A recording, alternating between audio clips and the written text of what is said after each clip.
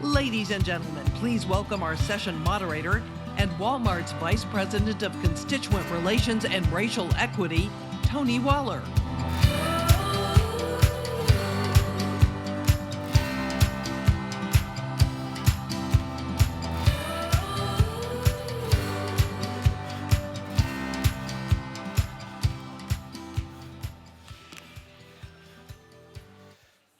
Well, all right. Oh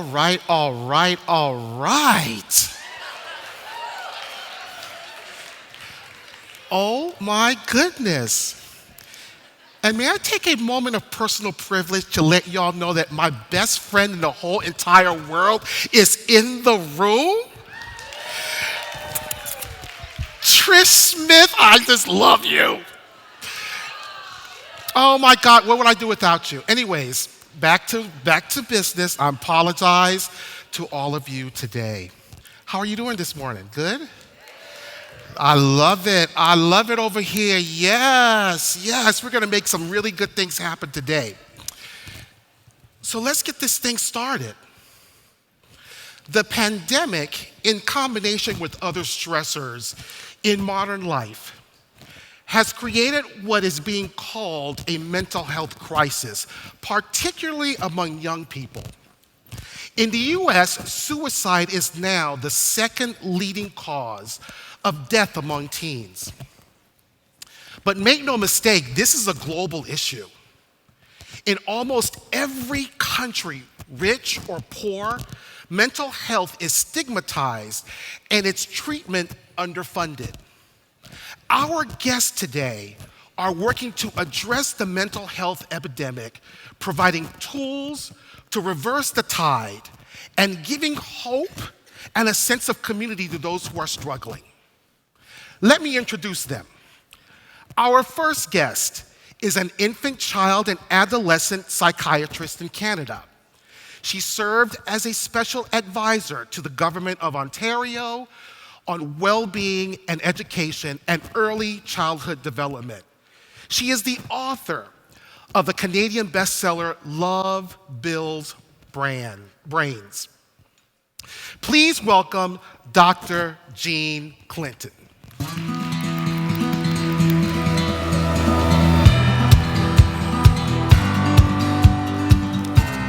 Also joining us is a psychologist who has worked on mental health initiatives with the U.S. Surgeon General, the Department of Defense, the Veterans Administration, and college and university systems across the U.S.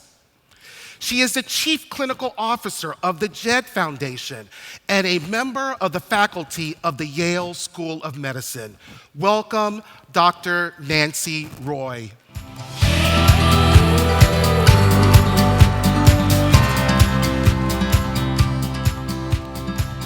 She has worked for, among other, our third panelist has 20 years experience in youth empowerment, civic engagement, and community development. She has worked for, among others, Mobilize.org and Rock the Vote. She now serves as executive director of Born This Way Foundation, founded by Lady Gaga.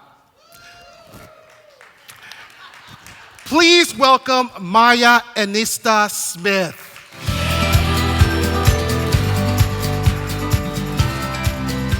Before we hear from our amazing panelists, a quick word to our audience. We want to hear from you. Remember to submit your questions on the IWF conference app throughout the session. Now, let's get this party started. And I want to start with this question. What got you started in the work that you're doing? What was it, given what we're going to talk about today? How did you all get involved in this work? Why don't we start with you, Jean? Well, the working with kids from when I was 8 years old, and then 13, I was a counselor at a camp. Loved it, loved little ones under 6. And I read a book called Dibs in Search of Self, which is an amazing book about play therapy. So I started early thinking about working with kids, and I loved the brain. I went to music. I did a degree in music first, and then landed in child psychiatry. Wow. Yeah. How about you, Nancy? Well, my path was probably slightly different. When I was growing up, women were either teachers or nurses. And I didn't want to be a teacher or a nurse. So the next least offensive thing for my family was to go into psychology. So I studied psychology and then became a direct service provider, then in the college system, a director of health counseling, et cetera, then a dean. And so fortunate that the Jed Foundation reached out to me to come on board and work with them and lead their program. So to be able to have a broad stroke now across the country talking about these issues and working with systems across the country, it's just such a privilege. So. Isn't it awesome how life carries us in different ways and it really places you where we really are needed? So, Yeah. Good for you. Maya, what's up, girl? Yeah, well, first I hope someone took a picture of big me so I could show my mom. Because my mom is the reason I do this work. I'm fortunate to be the daughter of a psychoanalyst. And so I grew up, just therapy was this thing that we talked about. Every feeling we had was normalized. I begged to be grounded instead of discussing why I felt the need to hit my brother. And then 13 years ago, my children lost their grandpa to suicide. My father-in-law died by suicide. And so I was in this, having grown up in the beautiful, destigmatized world of mental health, and then having to raise my children, hopefully in that world, but with the understanding that people suffer and that our family is one of the families, like many in this room, who've been directly impacted by mental health issues, that the confluence of those two events and those two powerful people in my life brought me here today. Wow. It's interesting that we've seen the issue of mental health prevalent in our society for quite some time. And it then turned around really, and it got exacerbated by what we went through with the pandemic. And now as we kind of create this new normal where, we're kind of going back into offices, kids are going back to school, there's this sense, I think, I've kind of heard it out there, that there's a sense that things are kind of quote unquote normalizing, that the issues that we're seeing from a mental health standpoint are not as pervasive as it was throughout the pandemic. Do you all see that to be the case? Do you see that to be the issue? I see Nancy, she already ready to say something. Go ahead.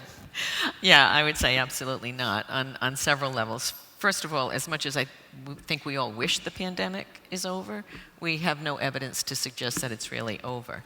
And secondly, even when we come out of the pandemic, we need to learn from history that the trail from the pandemic is going to be quite long. Even when we come through this completely, it doesn't mean that the losses that people have suffered, whether they're deaths of loved ones or financial or other losses that folks have experienced in the grief, is going to suddenly, disappear in the few months afterwards. I mean, look at Katrina or other, big events that have been catastrophic. Folks are still struggling long after. So I think, especially for us, we work a lot in colleges and universities and high schools, and the fact that systems, academic institutions, are having the thinking that, everything's going to be fine, the students are going to be learning the way they used to learn. There's been so much loss in terms of academic gains that we have a lot to make up for, and in addition, paying attention to the emotional struggles that young people have experienced. Yeah. Jean? Well, there's good news that some of the studies show that kids are getting better, that through the pandemic, empathy in some children increased, the ability to help others, and citizenship has increased. But the bad news is it was pretty lousy before in terms of mental health, and the volcano has erupted, and we are now seeing that our kids, if we think of our kids as being a barometer of the health of a societies, well, we kind of suck. You know, the kids are not doing well. And, we'll talk about the fact that in order to deal with it, we absolutely need to be promoting well-being. We need to be preventing mental illness from occurring in the very, very first place. So that is key. But we still have to be thinking about what's the best system. We need money. We're ridiculously underfunded across the world, but we don't want to just throw money at it. We also need to be thinking about, well, what's the infrastructure that we need? Community needs to be involved. We need to be thinking about not just hospital care, but how do we support schools? So there's lots and lots of things to think about, but we'll talk about how important relationships and building community for kids is. Are you seeing any differences when it comes to mental health challenges within gender and race? And can you talk about that a little bit? Oh boy, are we ever seeing it. So girls, as we look pre-pandemic and current pandemic, girls fare much worse than boys. When we look at anxiety in girls, it's very, very high. And people wonder, why is that? Is there a biological kind of predisposition? Is there something about biology? But then you can just look at societal issues. They're much more exposed to intimate partner violence. Young girls are. They lower self-esteem, we know to be an issue. And the messaging from media and music, all of these things seem to be contributing to the fact that we're not doing so hot raising our girls across the world. Wow. We have to do better. We have to do better. Maya. Yeah, I think we have absolutely a mental health crisis, but I think the real crisis is the lack of resources and support and community. I think we don't tell people enough that it's okay to not be okay, that the problem isn't actually with what they're experiencing, it's in the lack of support and the lack of accessibility to the resources. We do know that girls are disproportionately impacted. I think there is a lot of hope in both of these areas. I think just last month, the panel of primary physicians said that all young people ages 8 to 18 should be screened for anxiety and depression at their regular appointments, which is an opportunity to have conversations with parents and with children that weren't occurring before. I think the flip side of the question about the girls and the boys, right, which again, I asked a high schooler yesterday this question who works with Hope Means Nevada. I'm practicing saying Nevada instead of Nevada. And she actually patently refused the premise, right? I think both from a gender lens, right? But then also she flipped the question on me and she said, why isn't it as okay for boys to talk about their feelings, right? So there's actually a suppression of the issues that boys are also experiencing that I think is at play here as well. Yeah. It is really something how we are defined in that way and what we can and cannot do. I'm really glad to see how people are kind of becoming more conscientious about that and making sure that they talk in terms that doesn't connect a gender to a particular behavior. One of the areas where we see this issue of mental health that's helping to create this crisis is in our world of social media. I mean, let's be real, right? Social media has been playing a big role for many in creating these kind of bullying and harassment situations that are having impact on our kids as well as self-image issues. But I have to give it to you, Maya, the work that y'all doing, Born This Way Foundation. You all have figured out how to utilize social media in a pretty amazing way. Can you talk about what you're doing? I would love to. And I'd love to also just caution us against this social media is bad, right? For just a broad brush. There are so many young people, we're actually seeing, especially for LGBTQIA young people, who can't find community in their real life environments. They're turning to supportive peer groups online. And we know from research across the board that young people on a whole host of issues are likely to turn to each other. My kids are going to come to me, but all of your children are going to go to someone else. So we need to make sure that peers are resourced for those conversations, whether they're happening online or offline. The foundation has a whole host of online campaigns. One of my favorite is a campaign called Be Kind 21.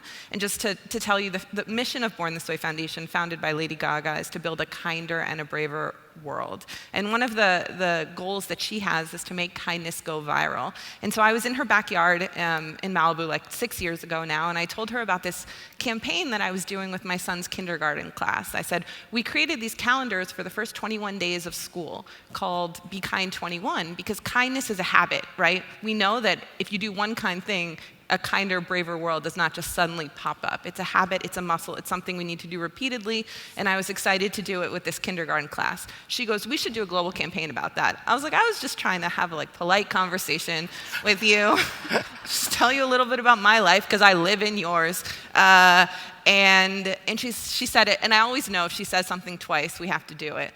So we just wrapped up the 5th year of Be Kind 21. We're so excited that Las Vegas has joined us each year. So the 600,000-ish residents here in Vegas participate every year. But it invites people to practice a kind act to themselves or someone else every day from September 1st to September 21st. So far, we've created over 291 million unique acts of kindness. More than 5.3 million people have signed up. And that's just one example of how we're trying to leverage the community and action possible on the internet for kindness. And what a wonderful example of saying we can empower ourselves to help each other out. We often, there's no doubt, let's be real, there is a definite need for resources. We need more money, we need more funding, we need more people with specialties. We do all need that. But there's also a responsibility for all of us to get involved and figure out ways of doing it. And I love what this campaign is doing. And more importantly, it's young people helping young people. Because I don't mean no harm. I sometimes make this big mistake of, I know better than you, and I'm going to tell you how to fix your issue. Versus inviting them to play a role in creating the solution. Right? So great example and a reminder to us and a reminder to me, right? Listen, and get other people involved in trying to create that solution. Absolutely. I love it. Thank you. Politics, y'all. All right. Lord have mercy. It is crazy out here. And is what is happening this political discourse having an effect as well on the mental health of our young people? And how do you see that manifesting? Oh boy, as ever. What we know about the brain, Tony, is that the brain is built by experience. So you've got all your neurons, your brain cells when you're born, and they get fired up by experience, not just by your genes. Your genes are actually listening to the environment.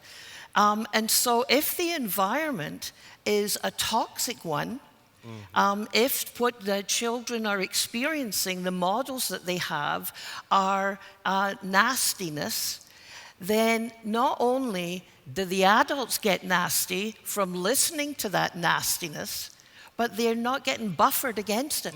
And so there is a big contagion. There is emotional contagion. We know this in so many ways.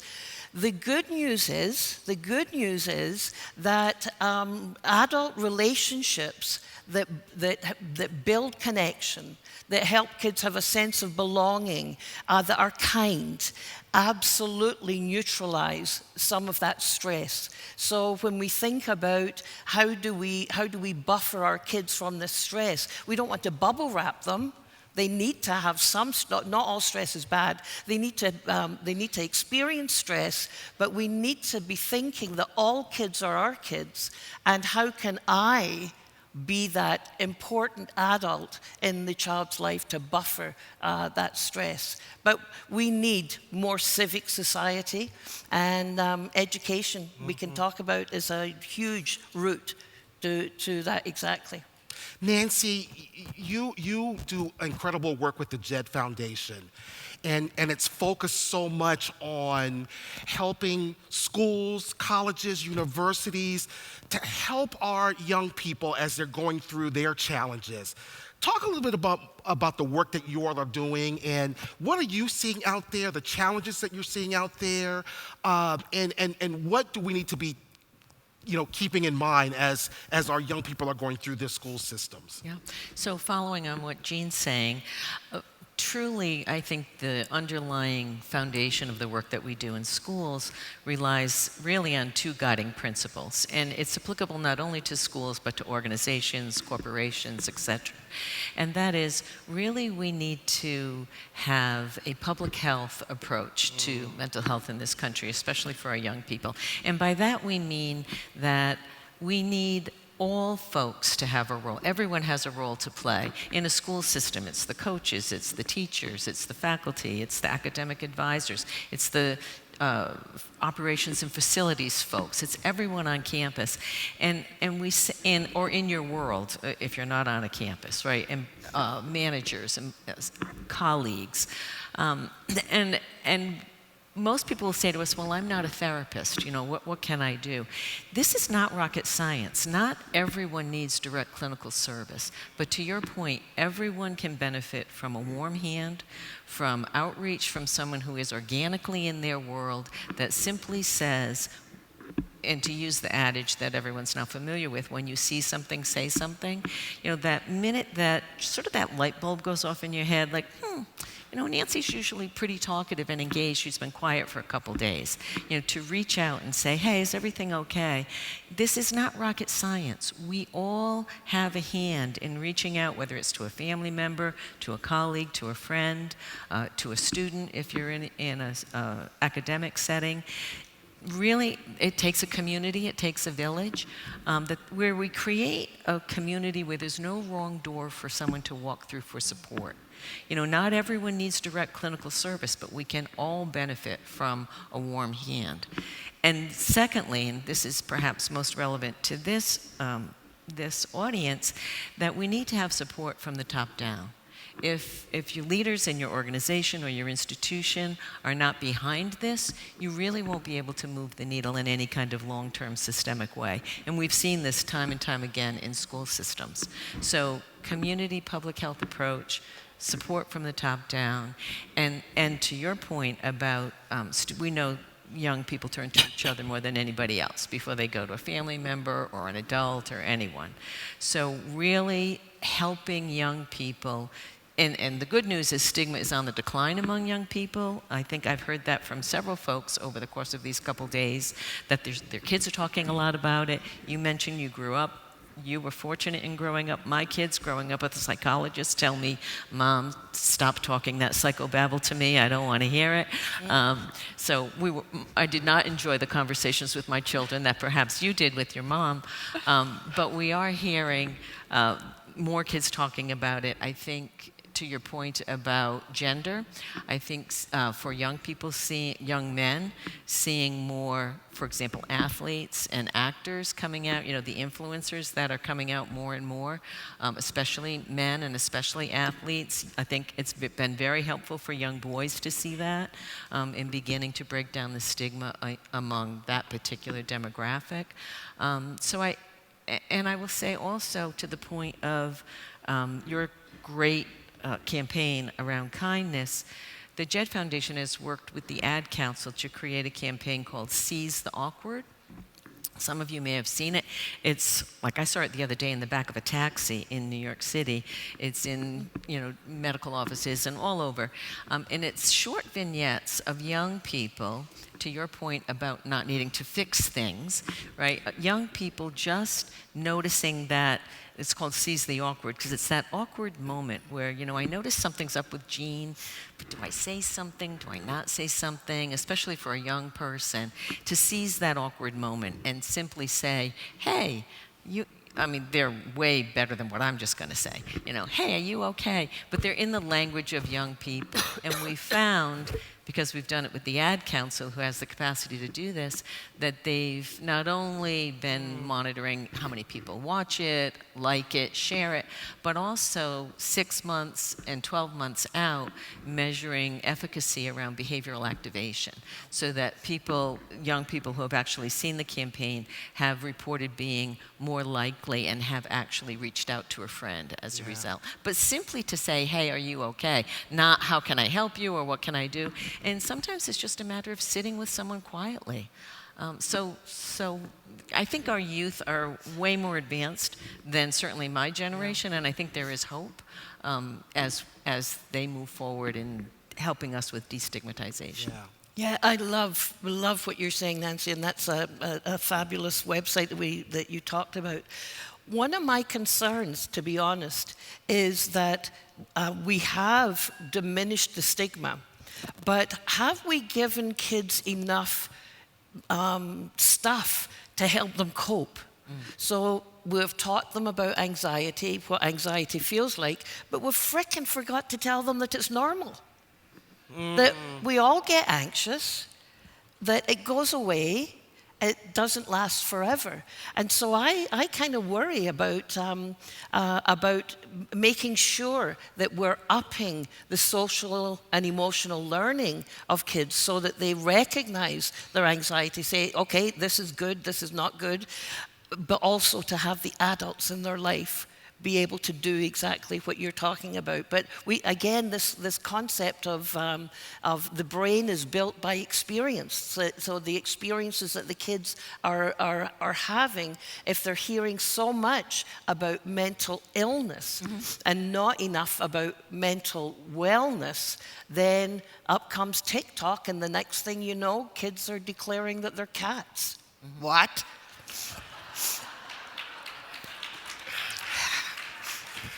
So piggybacking on that, it sounds like to me what you're suggesting is that this needs to start really early on. And I know you do a lot of work with very, very young children. So you're saying like this got to start from birth, really. Yeah. And so how guide us through that? How do we do that? How do we start helping our children to lead this mental wellness life, have this mental wellness attitude and behavior? Well, so the most important is that we support the adults in knowing about the huge role that they play. So the kids don't develop this well-being on their own. It's always in the company of someone who's helping them co-regulate when they're little. So how does it happen? Well, first of all, you establish secure, positive, predictable, warm, nurturing relationships right from the start. So that means we need policy to support young families to be able to do that.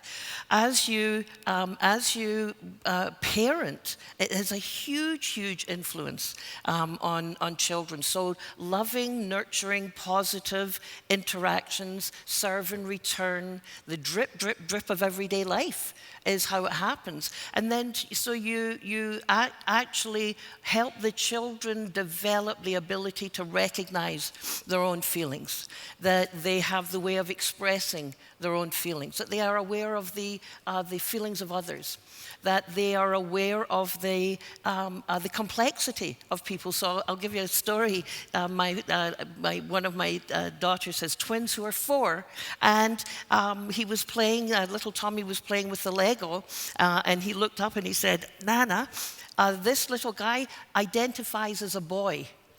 He's 4. Why does he know that? Well, because there's making sure embedded all the time is this culture of respect, this culture of knowing. Another story, my little 2-year-old grandson was upset, and he said, "Mummy," he was snuggling with his mum, and he said, "When I'm really upset, I want Daddy." Now, that would have crushed me. Man, I want daddy. And so my beauteous daughter says, when I'm sad, I want daddy too.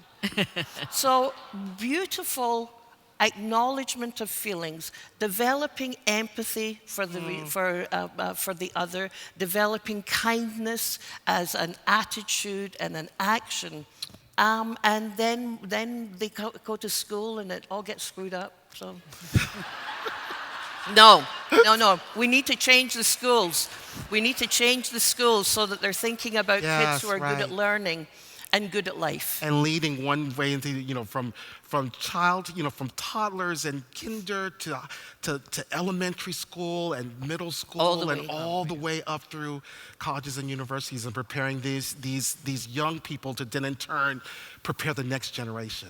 Yeah, well, that's how we're going to get a democratic society. Absolutely, is through education, and to do that, we need groups of people, women like you, saying, "How are our kids? What can we do to make sure our kids are doing well? And how can we affect the education system in a way that's going to look after their social and emotional well-being, not just their academics?" So Maya, go ahead, Nancy. I'm sorry. I just wanted to piggyback on the wonderful advice you just gave, Jean, to also say that one of the things we keep hearing, especially from college administrators and whatnot, is we're finding young people coming to our university with little to no resilience, life skills non-existent. And so I think in addition to the nurturing and support and nurturing adults in your life, we also need, and I was an offender myself as a parent of young children, because when my children were growing up, the message was, you have them in sports, you arrange play dates, you organize their life, you do if something happens at school, you go in and talk to the teacher. I mean, and we've done, everyone gets to play, and everyone gets a trophy when you play sports. I mean, it's not realistic, right? So we're not. In many circles, not all circles, but in many circles, we're not allowing our young people to experience disappointment. And I'm not going to always be the best at baseball and music and whatever it is. And so we deprive them really of opportunities to work through disappointment, conflict, and understand that you can come out on the other side and you're stronger for it. So I think that we also, in addition to providing that nurturing base, need to offer opportunities for our young people to work through difficult times with the support of nurturing adults in their life. And sometimes we lose track of that. Yeah, agree. Totally agree. Yeah. Nancy, an example that I use around that is back in the olden days when you played musical chairs, you took away a chair. Yeah. Now it's... Yeah. Then they don't have somewhere to sit. Yeah. Well, there's the point. Yeah. Maya, I love it. Maya, we talked about kind of helping, as kids are growing up and becoming adults, what we can do to prepare. But let's be real, we've got folks right now who need help. Like, right, yes, we gotta look long term, but in the short term, we've got some needs right now. Yeah.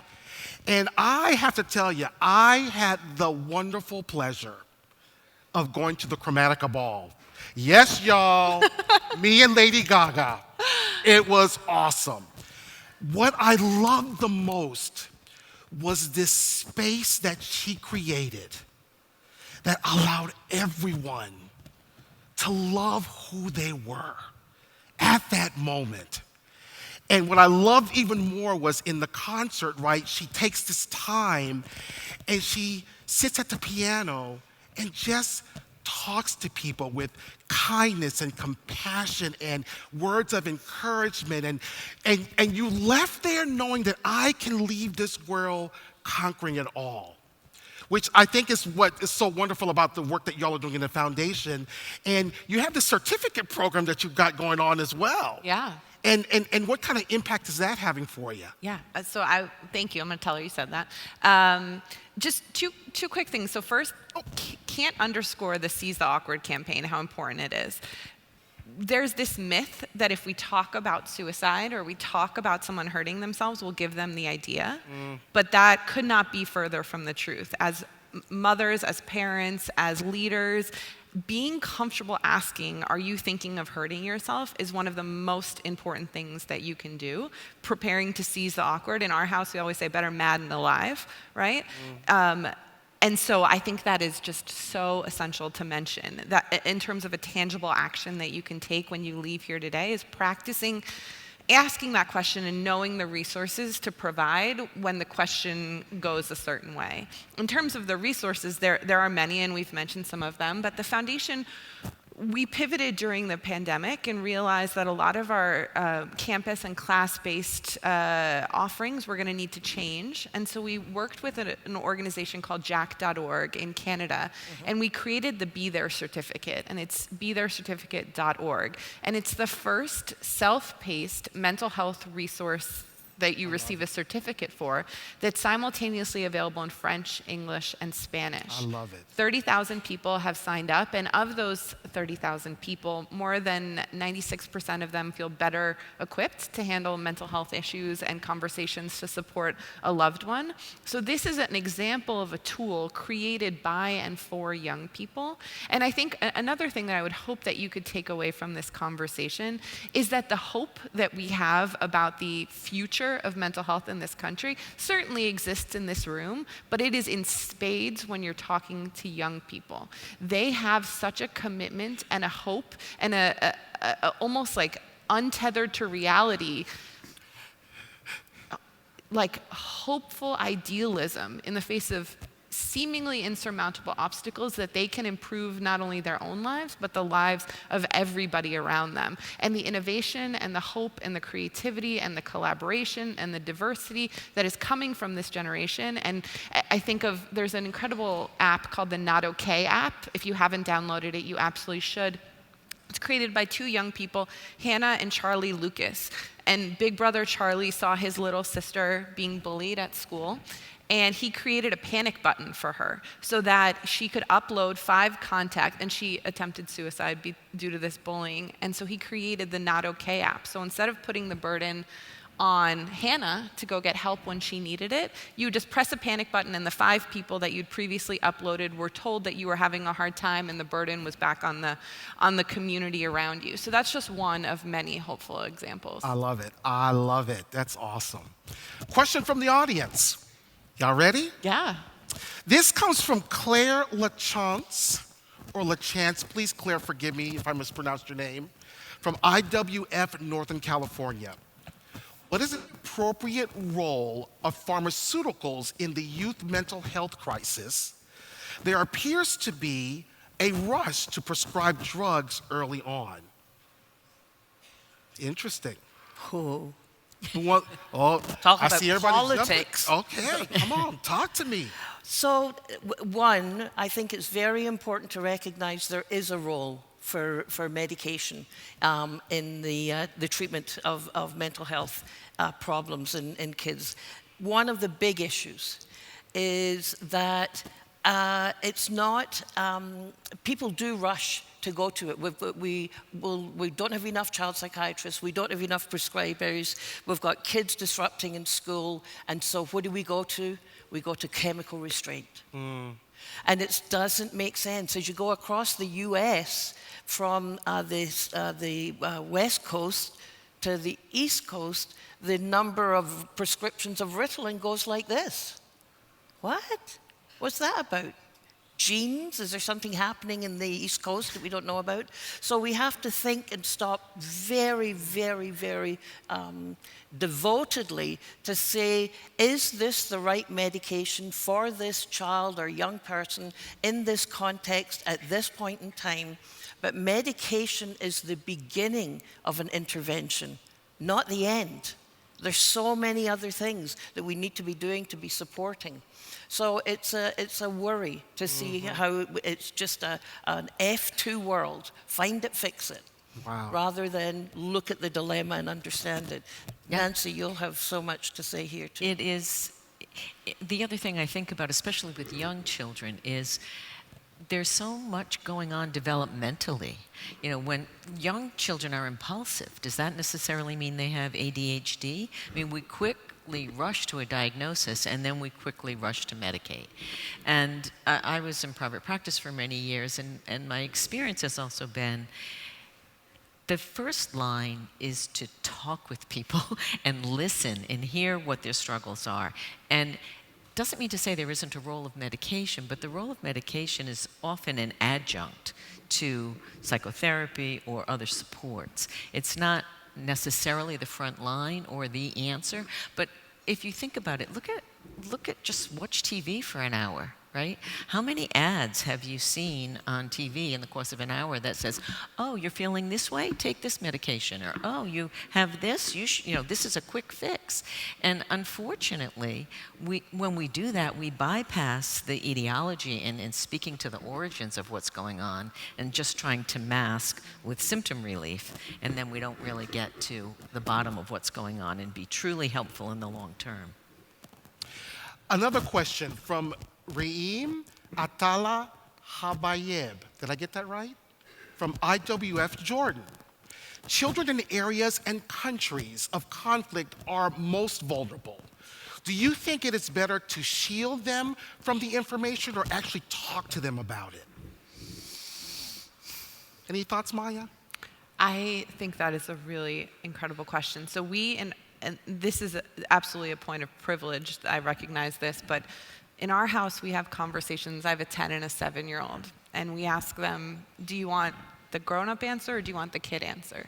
And I'll never lie to you. I'm from Romania, and I've spent a lot of time translating around the Ukrainian war, being woken up at all hours of the night to try and help refugees and set up kitchens in the border of Romania. And when they asked, you know, how are you spending your time? Why are you doing this? How did my parents were political refugees as well? We try in age-appropriate ways to talk to them, and I think in particular, really a lot of mental health conversations. I think about this often when my kids sit in rooms and I talk about suicide and I talk about these types of issues. So I think it is really important to have age-appropriate conversations, and that if people are seeking information, that you give it to them. I think that is one of the ways that we can empower agency and resilience and understanding and give kids credit. They can process this information if presented to them in the right way. But I'd love to hear from the doctors. That's just anecdotally as a mom. Yeah, I love that though. I love that. That's tweetable, girlfriend. Yeah. That's tweetable right there. Any thoughts from your? Yeah, I think for me, it depends very much. One, Maya, you're so right on about the developmental stage of the child. But I think we also need to be thinking about following the child's lead. And are they asking about it? Are they concerned about it? The number one thing is that they feel that they have a safe harbor at home, that they've got relationships that are there to support them. We know toxic stress can be buffered through relationships. And so it depends. It very much depends on, are the questions coming from the child? Do they need to know the reality of what's going on around them? But we need to, as much as possible, make sure that they feel safe, that they feel significant, that they belong, and that they know what their purpose is. I wish we could continue this conversation. I'm so upset because I got so many other questions I want to ask, but we've got to move on. I don't want Stephanie to kill me, which she will. So I want to leave with just one last question. The one thing that I want to talk about or ask you all about is, what can we do? What is the one thing that you would leave with us to say you can do this to help in this journey of mental wellness? And why don't I start with you, Maya? Sure. We just did a survey, and I was talking to Delphine. I hope you go to her Schiaparelli presentation later today.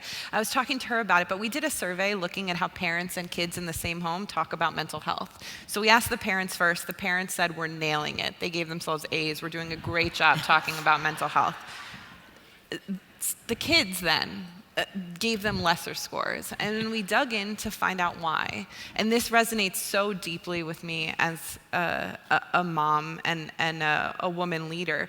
We found that kids didn't feel comfortable talking to their parents about their mental health struggles because their parents didn't model for them the type of vulnerability that they were asking. So we, especially as women, spend so much time being like, we can do it all, we are doing it all, and we are superheroes. And you are superheroes for what you're able to do every day.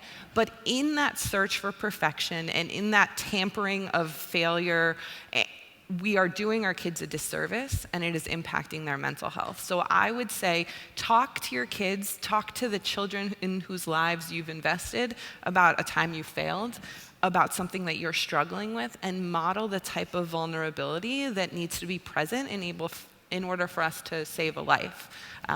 So that would be my recommendation. I love it. Nancy?